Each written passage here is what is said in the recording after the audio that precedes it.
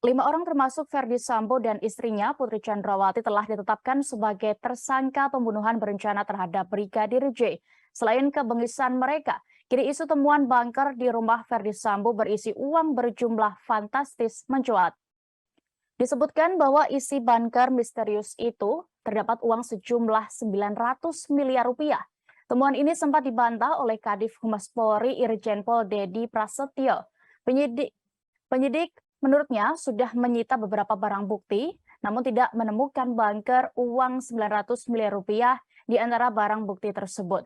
Irjen Dedi Prasetyo menegaskan segala barang bukti yang disita nantinya akan dibuka di pengadilan. Namun fakta lain soal keberadaan bunker tersebut justru disampaikan oleh Kompolnas. Komisioner Kompolnas Albertus Wahyu Rudanto mengkonfirmasi soal temuan yang jumlahnya besar di kediaman Irjen Verdi Sambo. Kompolnas mengakui memang benar ditemukan bunker uang, namun mereka tidak tahu berapa banyak jumlahnya.